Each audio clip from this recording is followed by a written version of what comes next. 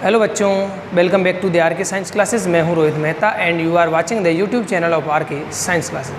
बच्चों, ये जो वीडियो है वो लेक्चर नंबर 3 है और हम पढ़ रहे हैं कक्षा 10 की विज्ञान और हम अभी पढ़ रहे हैं चैप्टर नंबर 3 जिसका नाम है धातु एवं अधातु यानी मेटल्स एंड नॉन मेटल्स।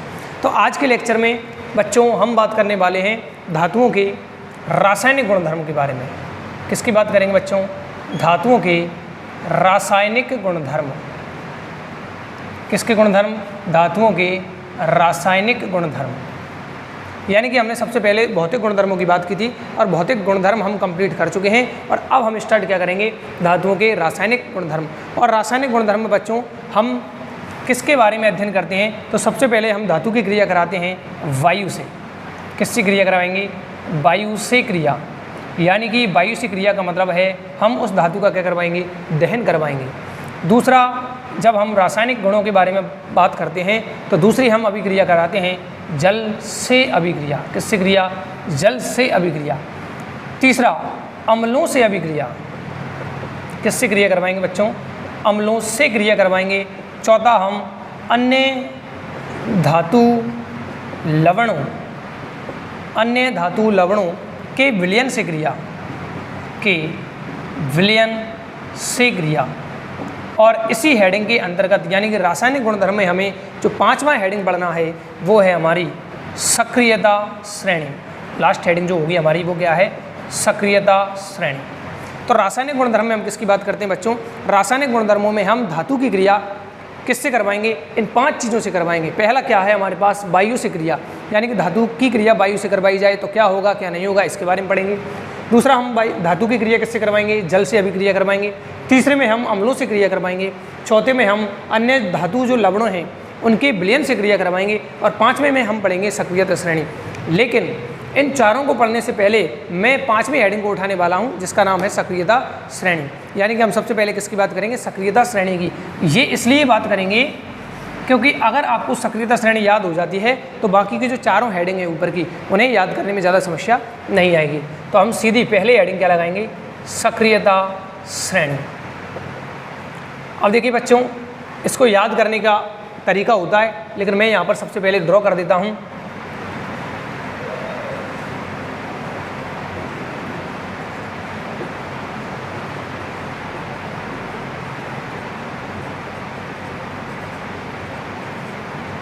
ये लीजिए बच्चों, ये हमारे पास जो मैंने एक क्रम लिखा है ये हमारी सक्रियता श्रेणी है जिसमें सबसे पहले कौन है? पोटेशियम है, सोडियम है, कैल्शियम है, मैग्नीशियम है, एल्यूमिनियम है। इसके बाद zinc, iron, lead, hydrogen, copper. इसके बाद है हमारे पास मरकरी यानी कि पारा। इसके बाद है हमारे पास सिल्वर और इसके बाद है हमारे पास गोल्ड। तो इन सब के आप नाम जानते होंगे। और ये जो क्रम है ये अभिक्रियाशीलता का वो अभिक्रियाशीलता का घटता हुआ क्रम है। कौन सा क्रम है बच्चों? घटता हुआ क्रम है। यानी कि इस सक्रियता सारणी में हमारे पास जो सबसे पहली धातु है, इस सक्रियता सारणी में जो हमारे पास सबसे पहली धातु है वो है पोटेशियम। और पोटेशियम यानी कि सर्वाधिक क्रियाशील या अभिक्रियाशील धातु है। कैसी धातु है बच्चों? सर्वाधिक क्रियाशील या अभिक्रियाशील धातु। इस सारणी में से कौन सी है? तो वो है पोटेशियम। पोटेशियम कैसी धातु है? सर्वाधिक क्रियाशील। और जो हमारे पास सोना या गोल्ड है वो सबसे कम क्या है? न्यूनतम क्रियाशील धातु है। यानी कि यह आसानी से अन्य जल से, वायु से या अम्लों से क्रिया नहीं करेगी। तो ये सक्रियता सारणी है। इसमें सबसे ऊपर अच्छा इसका ट्रिक होता है जिसको मैं शॉर्ट वीडियो के माध्यम से आपको बताऊँगा। तो हमारे पास potassium, sodium, calcium, magnesium, aluminium, zinc, iron, lead, hydrogen, copper, mercury और अपने पास है नीचे अर्जेंटम यानी कि चांदी और लास्ट है हमारे पास गोल्ड यानी कि सोना। ये जो सारणी है इसे हम कहते हैं सक्रियता सारणी। और ये सारणी किस क्रम में बनाई गई है? तो इनके अभिक्रियाशीलता के घटते क्रम में यानी अवरोही क्रम में बनाई गई है। तो इसके आधार पर हम परिभाषा क्या बना सकते हैं? इसके आधार पर हम परिभाषा दे सकते हैं कि धातुओं को, परिभाषा बता रहा हूँ, धातुओं को उनकी अभिक्रियाशीलता या क्रियाशीलता के अवरोही क्रम में व्यवस्थित करने पर। किस क्रम में बच्चों? अवरोही क्रम में। अवरोही क्रम में व्यवस्थित करने पर जो सारणी प्राप्त होती है, अवरोही क्रम में जमाने पर जो सारणी प्राप्त होती है उसे हम सक्रियता श्रेणी कहते हैं। किसे कहते हैं बच्चों? धातुओं को उनकी क्रियाशीलता या अभिक्रियाशीलता के अवरोही क्रम में जमाने पर जो हमारे पास सारणी प्राप्त होती है उसे हम कहते हैं सक्रियता श्रेणी, जिसमें विभिन्न धातुएं हमारे पास सामने हैं। इसकी ट्रिक हम शॉर्ट वीडियो के माध्यम से बताएंगे। और सर्वाधिक क्रियाशील अगर धातु है तो वो पोटेशियम है इस सक्रियता श्रेणी में, और अगर सबसे कम जो क्रियाशील धातु है वो है हमारे पास गोल्ड यानी कि सोना। तो ये तो बच्चों सबसे पहले मैंने सक्रियता श्रेणी की बात की है। और इसमें एक और चीज़ हम याद रखेंगे कि जो हाइड्रोजन है, हाइड्रोजन के ऊपर जितनी भी धातुएँ हैं वो धातुएँ तनु अम्लों में से, किस में से? तनु अम्लों में से हाइड्रोजन गैस को विस्थापित करेंगे। दोबारा लाइन सुनिएगा, जो हाइड्रोजन के ऊपर जितनी भी धातुएं स्थित हैं वो तनु अम्लों में से कौन सी गैस को विस्थापित करने का सक्षम है? वो हाइड्रोजन गैस को विस्थापित करने में सक्षम है। तो बच्चों ये जो पहला हेडिंग, जो 5वां हेडिंग था उसको मैंने सबसे पहले पढ़ाया है, और जिसका नाम क्या है? सक्रियता श्रेणी। तो सक्रियता श्रेणी कहते किसे हैं? धातुओं को उनकी घटती हुई क्रियाशीलता के आधार पर, या कहते हैं धातुओं को उनकी क्रियाशीलता के अवरोही क्रम। कौन सी क्रम? अवरोही क्रम, यानी घटते हुए क्रम में व्यवस्थित करने पर जो हमें श्रेणी या सारणी प्राप्त होती है उसे हम कहते हैं सक्रियता श्रेणी या सक्रियता सारणी। और ये आपके पास है सक्रियता सारणी। अब इस सक्रियता सारणी के आधार पर हम बताएंगे वायु से क्रिया कैसे होगी, जल से क्रिया कैसे होगी, अम्ल से क्रिया कैसे होगी, और धातु के अन्य जो लवण हैं उनसे क्रिया कैसे होगी। तो सबसे पहले आप इसका स्क्रीनशॉट ले लें। अब हम चल रहे हैं हमारी पहली जो हेडिंग है उसकी तरफ। हमारी जो पहली हेडिंग है हम उसकी तरफ चल रहे हैं, और हमारी जो पहली हेडिंग है उसका नाम है धातुओं की, किसकी बेटा? धातुओं की किससे क्रिया करवाएंगे? वायु से क्रिया। किससे क्रिया बेटा? वायु से क्रिया। और वायु से क्रिया को हम कहते हैं दहन। वायु से क्रिया को क्या कहते हैं बच्चों? दहन। तो देखिए हमारे पास कोई धातु है, ये मैंने लिखा धातु प्लस वायु, और वायु में हम मुख्यतः किस गैस की बात करते हैं? ऑक्सीजन की। यानी कि हम दहन कराते हैं तो दहन कब होगा? जब ऑक्सीजन की उपस्थिति होगी। यानी किसी वस्तु को, दहन की परिभाषा आती है किसी वस्तु को वायु की उपस्थिति में जलाना। वायु की उपस्थिति में जलाना, किसी भी वस्तु को वायु की उपस्थिति में जलाया जाता है तो हम उसको कहते हैं दहन। क्या कहते हैं बच्चों? दहन। तो वायु की उपस्थिति में गर्म करना या जलाना जो है उसको हम दहन कहते हैं। और वायु प्लस धातु प्लस ऑक्सीजन क्या बनाएगा? धात्विक ऑक्साइड। क्या बनाएगा बच्चों? धात्विक ऑक्साइड बनाता है। यानी जब धातु की क्रिया किससे करवाई जाए? ऑक्सीजन से। धातु की क्रिया किससे करवाई जाए? ऑक्सीजन से। तो हमारे पास क्या बनेगा? धात्विक ऑक्साइड बनेगा। क्या बनेगा बच्चों? ऑक्साइड। ऑक्सीजन से क्रिया करा के क्या बनेगा? ऑक्साइड। एग्जाम्पल के लिए हम बात करें, जैसे मैग्नीशियम के रिबन को हम दहन कराते हैं, चैप्टर नंबर 1 में ये करवाया हुआ है। मैग्नीशियम की जो दहन है वो सॉलिड होता है। मैग्नीशियम का दहन, मैग्नीशियम का जो फीता है वो सॉलिड होता है। मैग्नीशियम के फीते को जब वायु की उपस्थिति में जलाया जाता है तो यह क्या बनाता है? मैग्नीशियम ऑक्साइड बनाता है। मैग्नीशियम प्लस ऑक्सीजन क्या बनेगा? Magnesium oxide. और ये अब ये अभी जो अभिक्रिया है ये क्या है बच्चों? अभी संतुलित नहीं है। चैप्टर नंबर 1 में बात करेंगे कौन सी अभिक्रिया संतुलित है, कौन सी अभिक्रिया संतुलित नहीं है, और किस समीकरण को कंकाली समीकरण आदि कहा जाता है। तो पहला एग्जाम्पल है हमारे पास मैग्नीशियम प्लस ऑक्सीजन, क्या बना? Magnesium oxide. इसी प्रकार हम दूसरा एग्जाम्पल ले सकते हैं, कॉपर प्लस ऑक्सीजन CuO, यानी कि कॉपर ऑक्साइड। कॉपर की क्रिया किससे करवाइए? ऑक्सीजन से, तो क्या बनेगा? Copper oxide. इसी प्रकार हम कई सारे, कैल्शियम का दहन किया जाए तो कैल्शियम ऑक्साइड बन जाएगा। क्या बन जाएगा बच्चों? कैल्शियम ऑक्साइड बन जाएगा। तो इस प्रकार हम किसी भी धातु का दहन करवा सकते हैं, वायु की उपस्थिति में जला सकते हैं, गर्म कर सकते हैं। तो हम देखेंगे कि धातु को वायु की उपस्थिति में या ऑक्सीजन की उपस्थिति में गर्म करने पर या जलाने पर क्या प्राप्त होगी? धात्विक ऑक्साइड। ये हमारे पास कुछ एग्जाम्पल हैं, जैसे मैग्नीशियम का दहन कराया तो मैग्नीशियम ऑक्साइड बना। कुछ नहीं है बच्चों, उस धातु के नाम के पीछे आपको ऑक्साइड जोड़ देना है। उस धातु के नाम के पीछे क्या जोड़ देना है? ऑक्साइड। जैसे magnesium plus oxygen, magnesium oxide. Copper plus oxygen, copper oxide. Calcium plus oxygen, calcium oxide. तो ऑक्साइड नाम हमें पीछे जोड़ना होता है। इसके बाद हम आगे चलते हैं कि जो धात्विक ऑक्साइड होते हैं, ये धात्विक जो ऑक्साइड हैं, धात्विक ऑक्साइडों की प्रकृति कैसी होती है? तो हम जानते हैं कि धात्विक ऑक्साइडों की प्रकृति कैसी होती है बच्चों? क्षारीय, यानी कि ये वैसिक होते हैं। क्षारीय धातुओं के जो ऑक्साइड हैं वो किस प्रकृति के होते हैं? तो धातु के ऑक्साइड हमें याद रखना है क्षारीय प्रकृति के होते हैं। क्या सभी धात्विक ऑक्साइड जल में घुलनशील होते हैं? तो जल में अधिकांश जो धात्विक ऑक्साइड हैं वो अघुलनशील होते हैं। कैसे होते हैं बेटा? जल में अघुलनशील। लेकिन जो अधात्विक ऑक्साइड घुलनशील होंगे, जो धात्विक ऑक्साइड क्या होंगे?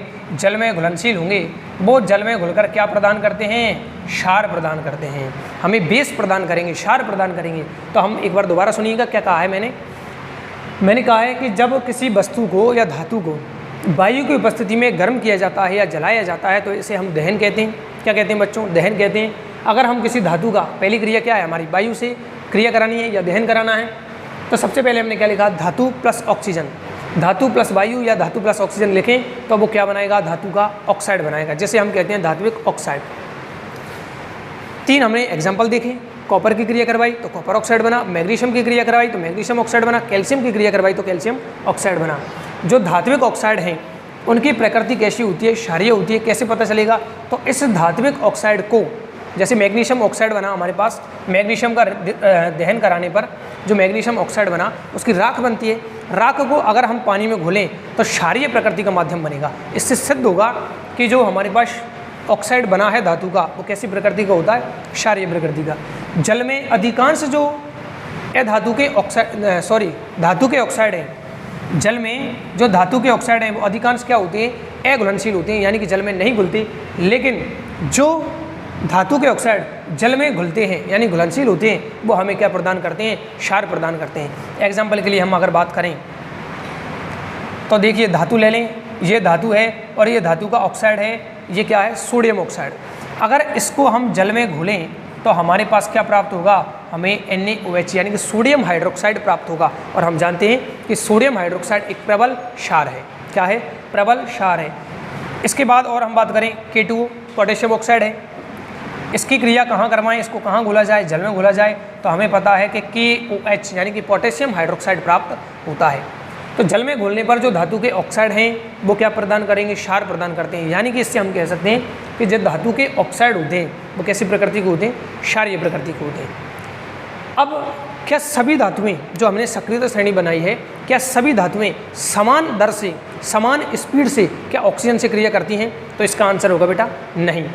सभी धातुएं ऑक्सीजन से समान दर से क्रिया नहीं करती हैं। तो कैसे अभिक्रिया करती हैं इसके बारे में आइए जानते हैं। तब तक सबसे पहले आप इसका स्क्रीनशॉट लें। अब देखिए, एक लाइन लिख रहा हूँ मैं, एक लाइन बोल रहा हूँ कि सभी जो धातुएं हैं वो वायु से समान दर से यानी कि समान स्पीड से कार्य नहीं करती हैं, क्रिया नहीं करती हैं। तो हम कैसे पता लगाएं? तो ये देखिए, हमारे पास क्या है, ये हमारे पास सक्रियता सारणी है।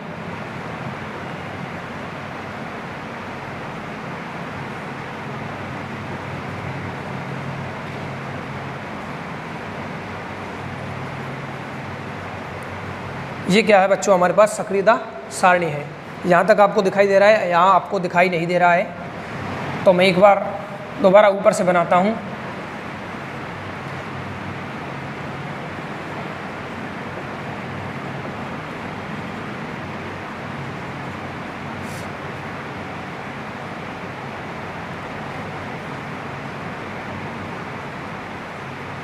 अब आपको ये दिखाई दे रहा है, मैंने कुछ धातुएं इसमें से लिखी हैं और कुछ धातुओं को मैंने अभी इस सारणी से हटा दिया है। ये धातुएं किस प्रकार अभिक्रिया करेंगी, तो मैं बताना चाहूँगा कि जो सोडियम और पोटेशियम होती हैं, कौन कौन सी धातुएं, सोडियम और जो पोटेशियम धातुएं हैं वो वायु से तीव्र अभिक्रिया करती हैं। और इतनी तीव्र अभिक्रिया करती हैं कि अगर इन्हें वायु में खुला रख दिया जाए, अगर इन्हें वायु में खुला रख दिया जाए तो ये तुरंत क्रिया करके आग पकड़ लेती हैं। क्या पकड़ लेती हैं? आग पकड़ लेती हैं। और इनको आकस्मिक आग से रोकने के लिए, आग लगने से बचाने के लिए इन्हें केरोसिन के तेल में डुबोकर रखा जाता है। कहाँ रखा जाता है बच्चों? केरोसिन के तेल में डुबोकर रखा जाता है। किसको? पोटेशियम और सोडियम को। क्यों? क्योंकि ये वायु से बहुत तेज़ अभिक्रिया करती हैं, इसलिए इनको क्रिया को रोकने के लिए और अचानक लगने वाली आग को रोकने के लिए इन्हें कहाँ रखा जाता है? केरोसिन के तेल में रखा जाता है। इसके बाद हमारे पास क्या है? मैग्नीशियम है, एल्यूमिनियम है, जिंक है, आयरन है। ये जो धातुएँ हैं वो ऊपर वाली दोनों धातुओं की तुलना में धीमी गति से क्या करती हैं? अभिक्रिया करती हैं। और ये इनके ऊपर ऑक्सीजन की क्रिया होने से यानी ऑक्साइड से बनने से, ऑक्साइड के निर्माण के कारण इन पर एक पतली परत का निर्माण होता है। इन पर क्या हो जाता है बच्चों? एक पतली परत का निर्माण होता है। किस पर? तो मैग्नीशियम है, एल्यूमिनियम है, जिंक है, आयरन है, ये भी ले सकते हैं हम। तो इन पर क्या हो जाएगा? ऑक्साइड की पतली परत का निर्माण होता है।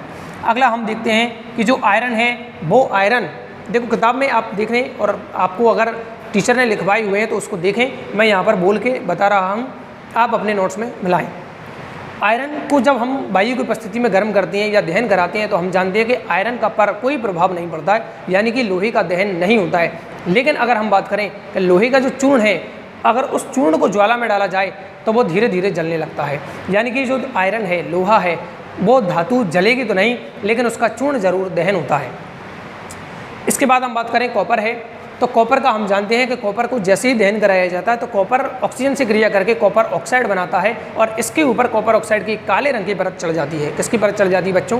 काले रंग की परत चढ़ जाती है। और इसके बाद हमारे पास है सोना और चांदी। कौन कौन सी है? चांदी और सोना।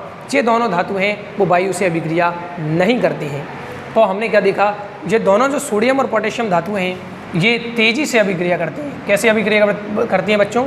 तीव्र अभिक्रिया करती हैं। बाकी ये जो धातुएं हैं वो परत का निर्माण करती हैं। किसका निर्माण करती हैं बच्चों? परत का। किसकी परत का? ऑक्साइड की परत का। आयरन में हमने देखा कि आयरन जो है वो चूर्ण जलता है। क्या होता है बच्चों? उसका आयरन का चूर्ण जलता है, लेकिन लोहा नहीं जलता, लोहे का चूर्ण जलता है। कॉपर की हम बात करें तो कॉपर पर काले रंग की परत चढ़ जाती है, काले रंग की परत चढ़ जाती है। और ये जो नीचे वाली धातुएँ हैं ये अभिक्रिया वायु से नहीं करती हैं। ये दोनों जो धातुएं हैं चांदी और सोना, अर्जेंटम और ओरम, ये दोनों धातुएं किससे क्रिया नहीं करती हैं? वायु से क्रिया नहीं करती हैं। तो बच्चों आज के लेक्चर में, आज के इस वीडियो में हमने सबसे पहले क्या देखा कि रासायनिक अभिक्रिया में जब हम बात करते हैं तो हम 5 गुणों की बात करते हैं। उसमें सबसे पहले हमने पढ़ा वायु से अभिक्रिया, उसके बाद हम पढ़ते हैं दूसरा जल से अभिक्रिया, तीसरा हम पढ़ते हैं अम्लों के साथ अभिक्रिया, चौथा हम पढ़ते हैं विभिन्न धातु के लवणों के विलयन के साथ क्रिया, और पाँचवा हम पढ़ते हैं सक्रियता श्रेणी। लेकिन मैंने सबसे पहले क्या पढ़ाई है आपको? सक्रियता श्रेणी। क्यों पढ़ाई है? उसका रीज़न ये है क्योंकि सक्रियता श्रेणी अगर याद है तो इसे याद करने में, यानी वायु से क्रिया और जल से क्रिया जो है उसे याद करने में ज़्यादा टाइम नहीं लगता है। इसलिए सबसे पहले आप सक्रियता श्रेणी को याद करें, और सक्रियता श्रेणी को याद करने के बाद आपको क्या करना है? ऑक्सीजन की क्रिया समझ में आ जाएगी। ऑक्सीजन की क्रिया में कुछ नहीं है, पहली 2 धातुएं तीव्र अभिक्रिया करती हैं, लास्ट की 2 धातुएं अभिक्रिया नहीं करती हैं। बाकी जो बीच में बची हैं वो सब किसकी परत बनाएंगे? ऑक्साइड की परत बनाएंगे। और 2 पॉइंट आपको बीच में याद रखना है कि लोहा है उसका चूर्ण जलता है और कॉपर है उस पर काले रंग की परत चढ़ती है। तो बच्चों आज के लेक्चर में सक्रियता श्रेणी और ऑक्सीजन से क्रिया करवाइए। अगले लेक्चर में हम जल से, अम्ल से और अन्य धातु के जो लवण हैं उनके विलयन से क्रिया करवाएंगे। मतलब 3 टॉपिक शेष हैं इसके बाद। तो बच्चों इसी प्रकार हमारे चैनल के साथ बने रहें, और मैं आपको रोज़ाना एक 10th का वीडियो अपलोड कर रहा हूं और प्रयास कर रहा हूं कि आपकी पढ़ाई में कोई बाधा उत्पन्न ना हो। इसी के साथ हम 11th और 12th की बायोलॉजी के जो लेक्चर्स हैं उनको भी शूट करके आपके पास पहुँचाएँगे। तब तक के लिए जय हिंद, जय भारत, जय श्री राम।